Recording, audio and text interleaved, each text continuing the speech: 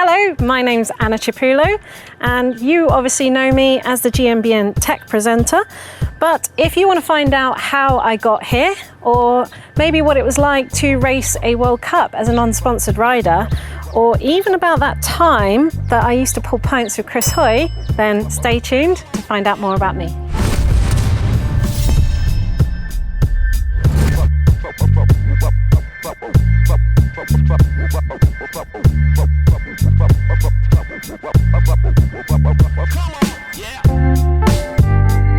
So I grew up in Hertfordshire, just outside of London, but it's just really not an interesting time in my life. I think my story began after I left uni.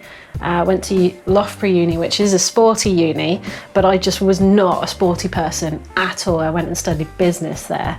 And I went and visited a friend in Bath, and I absolutely fell in love with the city, and it just so happened to be the city where I'm based now, which is weird that it starts and ends there. But basically I fell in love with Bath, and I thought I had to move there, and I left uni and I got the first job I possibly could, which was in Bristol, and that is 13 miles away. Now at the time I was just broke. I couldn't afford the train or a bus or anything.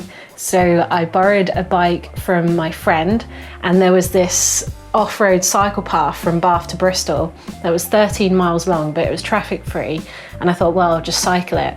And it took me an hour and 40 minutes to get to work. And that gradually went down to about an hour after a while, but everyone at work just thought I was mad.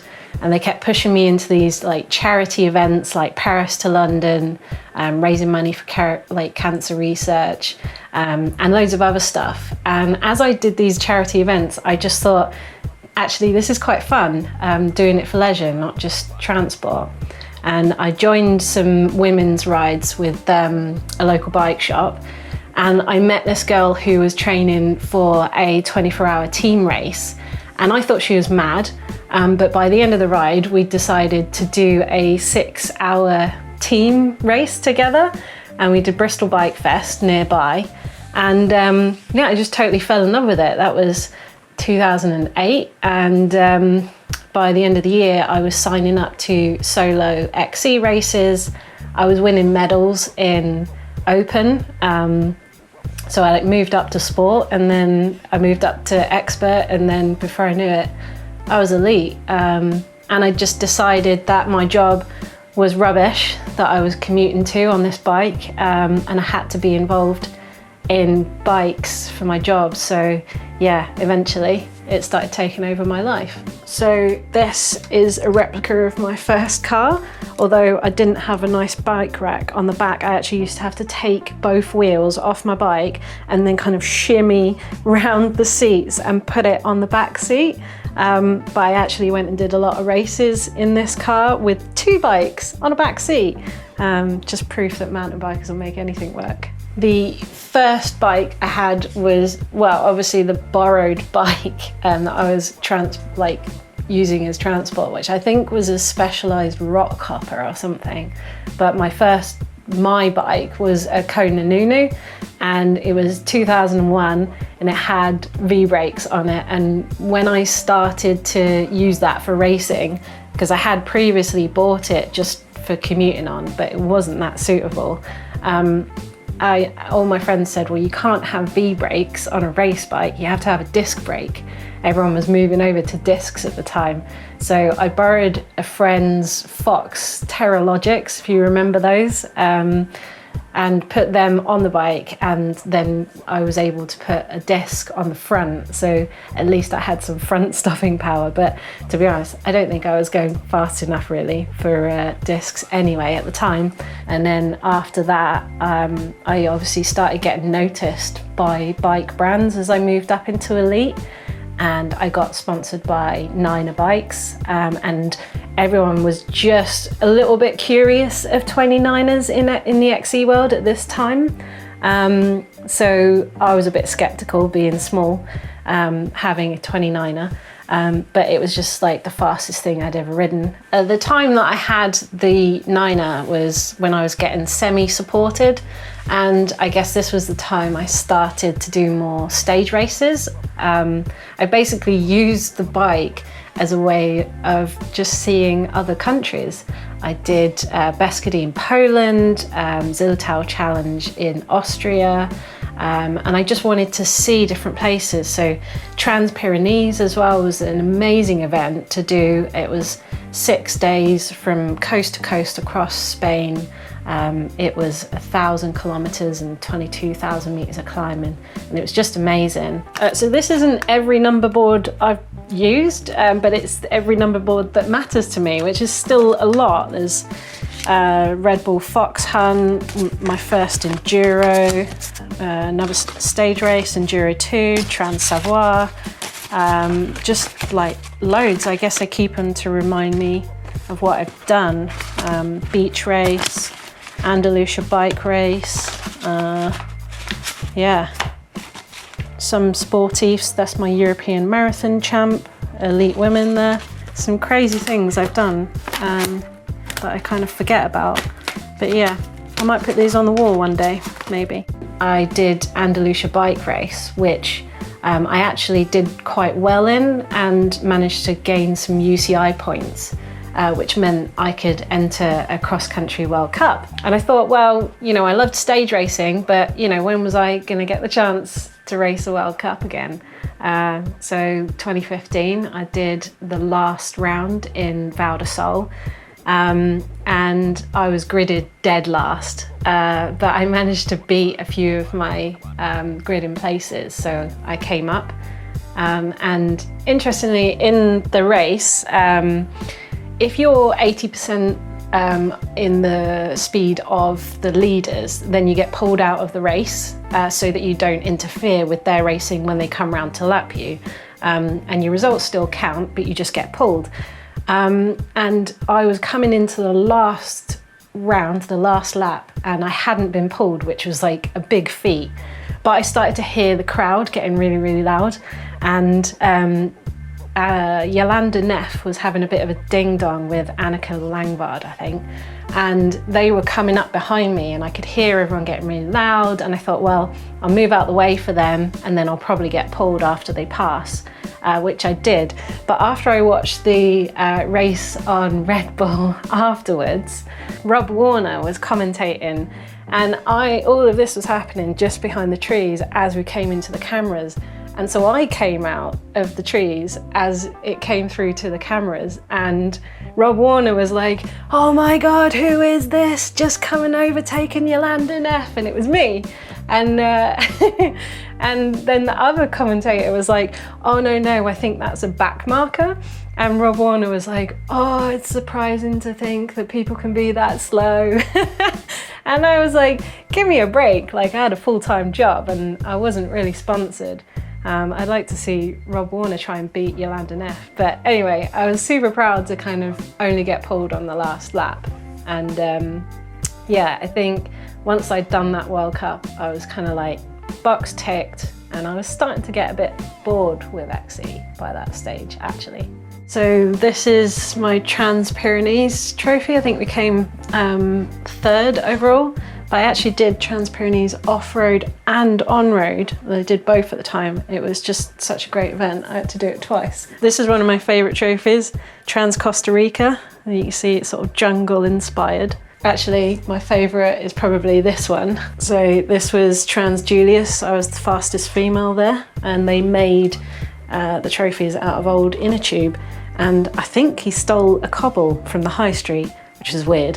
So after the World Cup, I was getting a bit bored, and at the time I started to become a journalist in my career, which I'll get onto later. But basically I got sent on a press camp to Verbier. They'd started doing these enduro trails, and I was supposed to report on that for a weekend. And I thought, well, you know, I don't really know what enduro is, but a free weekend in Switzerland can't be a bad weekend. So I went along, and my sponsor, who gave me Niner bikes, lent me a Juliana bike, which was a big, I think it was like a 150, Envy wheels. I was like in awe of this bike. It was amazing. And I tried out this enduro riding, and it was like learning to ride a bike again. I didn't know how to corner without a saddle in my thigh. You know, it had a dropper post. My legs were screaming at me because I was riding these technical descents in a squat position. And I just loved learning something new again. And not only that, but we were moving away from trail centres and just going out in the back and beyond and seeing these big views and, you know, just being out in nature almost and being up in the mountains. And I just absolutely fell in love with it. And it was everything I loved about the cross-country stage racing, the adventurous side and the big view side, that I just thought, well, I've got to do more of this. And I loved the technical descending as well. I was never a big fan of climbing anyway. So I got home and I started racing enduro, and I was racing on my XC bike, my 100 mil full sus XC bike with 29er wheels, which were not in the enduro scene at the time. And I was racing that with all of the padding, and I loved it, and I was terrible at it, but I loved it, so I kept doing it. And eventually I thought, well, I love stage racing, and I found out that enduro stage races exist. So I started entering those, even though I was still terrible at it, but it was still an excuse to go and see all these countries. So I did Trans-Savoie in France, I did Trans Julius in Slovenia, I've done Trans Madeira, Trans Costa Rica as well, which was, you know, in a jungle with parrots flying above and beaches and volcanoes. It was just amazing. And yeah, it kind of took over my life, and I was racing almost every weekend in enduro. It's all getting a bit wild in here, I think. So I've basically got 10 million gooseberry plants everywhere. It's my plum tree. And then I've got broccoli, look, broccoli on the go. Broccoli, cauliflower, some beans down there. About 20 million fruit trees in here as well. And at the end, pears, apples. What do you want? I've got it all. Well, this is going to be my second hobby now that I've moved to the forest. I've got riding on my doorstep. Don't have to travel for riding anymore. Might as well grow some veg. When I started falling in love with bikes, I decided I needed a career in bikes, and I kind of expected to just get some data entry job in a bike company. But I found this job for the CTC, which was developing cycling in Swindon, which was getting people on bikes that wouldn't normally get on bikes. And I went for it and I got it, and it was a great job. We were funded for 4 years by the National Lottery and some other charities to train people over 50 who had never got on bikes, and get women into riding, and kids and people with disabilities as well. And it was a great job, and I only moved on because the funding ran out after 4 years. Then I started working for SIS, which is like an energy product company, and I was a sales rep, and I actually worked in some events alongside Cy Richardson of GCN fame, and we did some events together, and I did some events with Chris Hoy as well. He was one of our famous representatives, and he's such a great guy. He's like one of my favourite humans in the industry. We were pulling pints at the cycle show, and after he'd retired from winning all of his medals, and he said, "Oh, I always knew I'd end up pulling pints." Bless him. And while I was working for Science in Sport, I went to this event called the Orbital Festival. And at the time, I was just getting involved in all kinds of racing. Like, I did the cyclocross, I even did the Brompton World Championships there, because I just wanted to race everything. And someone lent me a Brompton, and I got all dressed up. And at the festival, I actually met Martin Ashton there, who was doing the sort of the animal tour, probably with Blake, but I got my photo taken with him. And I went off and did all my racing, and the organizer was just blown away that I wanted to do all of these different styles of riding.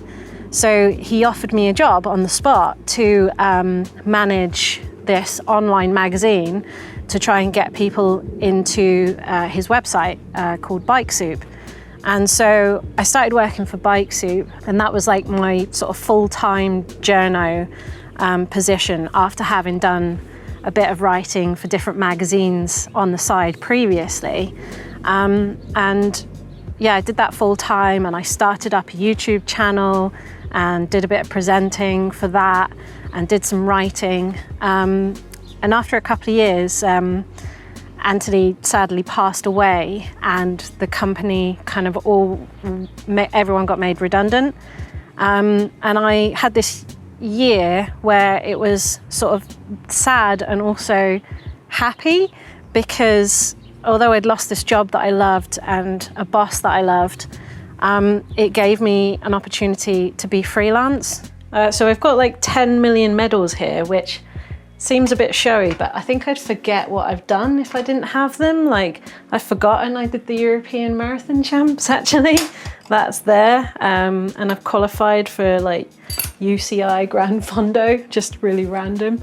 And then I've got this one here. This one's kind of a bit of a proud one. Backstory, this bike behind me, this is here for sentimental value. It will get put on the wall eventually. I've not long lived here. But basically, when I started working for Bike Soup, my boss, who got me the job and really wanted me to work there, he sadly passed away on his way to work, had a heart attack on his bike. And he was super into vintage bikes and like really high-end vintage road bikes, and he was like, I'm gonna get you a bike and you're gonna do a Royca, which is this big vintage race. And I was like, yeah, whatever. And then he passed away, and when we were clearing out his flat, we found this in the corner, and he'd been working on it, and we just assumed it must have been for me because it was a few weeks before Eroica.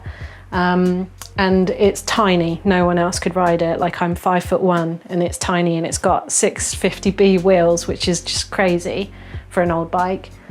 So we did it up, and I went to Eroica in his memory, and I got best dressed rider, which was super cool, and he would have been really proud. So I try and do a vintage race every year now. I became a freelance writer for a while, and I was writing for pretty much every cycling magazine that the UK had, road and off-road, MBUK, Bike Radar, Cyclist, all of those guys. Aside from maybe a couple of cranked magazines, all of these have an article of mine in some way. So single track, that's when I did a month in touring BC in a camper van, and I wrote about the not so glamorous life of van life and how you sort of live in a laundrette. And yeah, but it was a great trip. Lots of great views, including that one, which I took. Quite proud of that. I also took the opportunity to get my guiding qualifications. So I became a level 2, and then I became a level 3 mountain bike guide, and started guiding in Scotland. I did about 4 weeks in Scotland, and then the Lake District, and I did 7 weeks in the Alps as well. And I guess that's kind of where my knowledge of the industry came from writing, but my knowledge of mechanics really came from guiding and having 7 to 8 people every single week turning up with bikes that were either in terrible condition when they got there, or they were in terrible condition after the brutal abuse of a week in the Alps. So I'd always be like fixing millions of punctures, bleeding brakes in the evenings while everyone was having dinner, and just generally sorting out people's bikes. So I learned a lot through that time. But after a while, I decided that I wanted a regular paycheck. because I never really knew where my money was coming from. And so I got a job as eventually social media manager for Saddleback, which is a UK cycling distributor for brands like Troy Lee Designs and Envy Wheels and Chris King as well. And although I was only doing social, I'd get pulled into sort of modeling and doing videos for them. And eventually I started up a YouTube channel for them and accidentally became the sort of lead presenter, I guess. And then I was at an event called the Malverns Classic, which is one of Doddy's favourites. You've probably seen some videos of him covering it. I was at the Malverns and I was presenting a video for Saddleback, and I saw Doddy there, and my videographer knew his videographer, and we got chatting. And later that day, I was mucking around with some friends in the GT tent with my sponsor at the time, Cannondale, and we got bored and we sort of set up this dual slalom course, and we got all the kids' bikes and started racing each other down this dual slalom, and then it ended up with loads of people just like crowding around taking photos, and Doddy was one of them. And he came up to me and after the event he said, "You should apply for the presenter job." And I thought he was a bit mad, but you know, if he wanted me, I'll give it a go. And I gave it a go, and my intro was to fix some gears to camera, and apparently I didn't do terribly, so I was invited back, and well, here I am, presenter for GMBN Tech.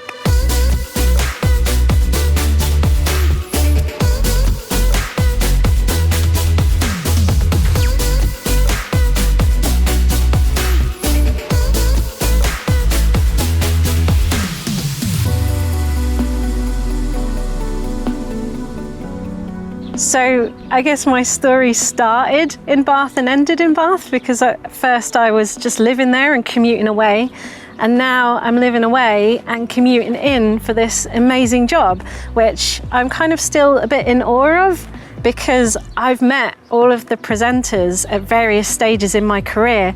I worked with Si at SIS, Bike Soup used to sponsor Hank when he was a pro rider. I've met Doddy, I've been to press camps with Neil Donahue as well.